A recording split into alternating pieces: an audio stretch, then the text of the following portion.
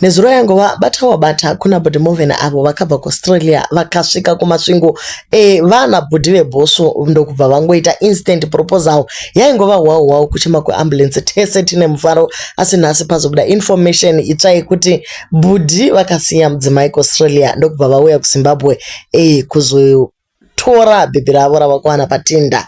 Welcome back to the channel. Please don't forget to like and subscribe. My bridesmaids anga utosonesa takuti zvese zvafamba uye vanhu vangu vachitobvunza matips ekuti ukasvika paTinder unonyatsokubaya papi panoita kuti mukomana angoflya in nekutosvika achirova instant proposal but kuri kunzi mukadzi ari kuAustralia akatozoona murume apostwa naDanielson kuInsta and Facebook. Apa baba ava vange vachinzi vakaenda kubasa. He works kumine kuAustralia kwaanogara achienda kumba after 2 weeks.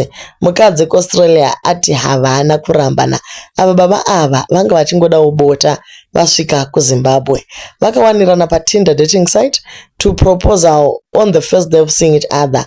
Visa renyu haro hari bude zvokumanya mainini because uyu mukadzi wake achiri pavisa rababa ava. Nyangwe mukaudzwa kunze takarambana. We don't celebrate mukadzi umwe.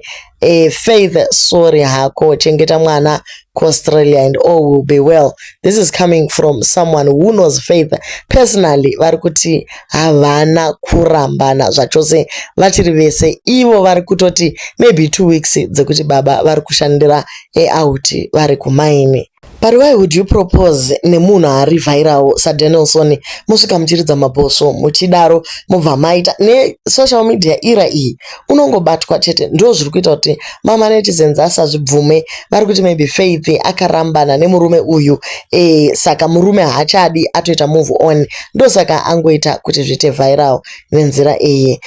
The fact that he proposed publicly says a lot about his marriage. Kungoti vakadzi hamudi kurambwa chete. Ngatingobvumei kurambwa kana zvadhakwa. Hapana kurambwa kunodarika hapa because he would have chosen to keep it a secret.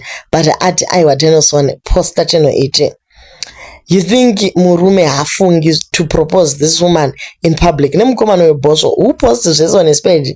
If chiri chihure guys, flying all the way from Australia to Zimbabwe. Guys hapana nyaya yakadaro. Vamwe ndo vari kuti apa pane nyaya apa. Saka why would the guy propose publicly achiziva vachiri kuda nemukadzi? Mapicture ewedding azireva kuti muchiri meseka kumba kune nyaya uko zvichabuda hazvo. Imwe post yati akaonekwa muqueue kumapassport saka kana zviri zvebota chete ari kuda kuenderei naye. Madetails amatipa ayo haazi ekuti muri sawira here. Vanhu vari kutodana ava pana musodza apa pamwe ndo yake imba iyoyo. Vamwe vakadzi vanoshungurudza varume vavo nekuti mutemo inofavor ivo. Ngauye pachena tinzwe side rake tiwane kutuka wetrauzi regreen nekuti takatomumirira guys. Musikana uyu hazviiti kuti uvake musha wako nemusodzi umwe mudzimai asi kana mudzimai wacho azvitungira murume wake akamupostera kwauri kweunozvirambirei kuwa kungogamuchira kauko. Mazimba godo ndosaka tisingabudirire.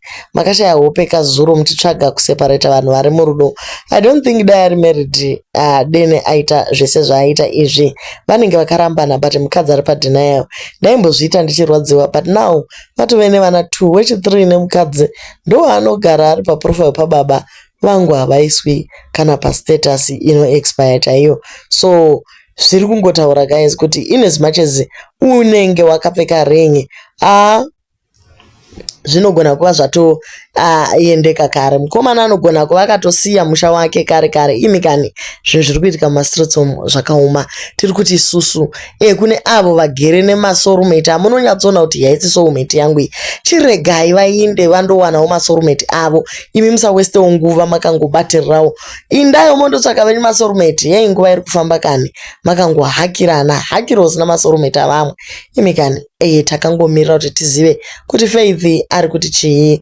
We are still trying to also contact Faith kuAustralia ikoko kuti akonfirme kuti ndeipi iri kutambika iyi. Are they still together? Are they on separation? Because mukomana akadeleta all the wedding pictures. Ayo mascreen grab ari kubva kupage kwaFaith haasi kubva kupage kwemukomana. Kune avo vari kugadzirira kusonesa chimbomirai makadaro. Zvinogona kungodhakwa imikani zvakaoma.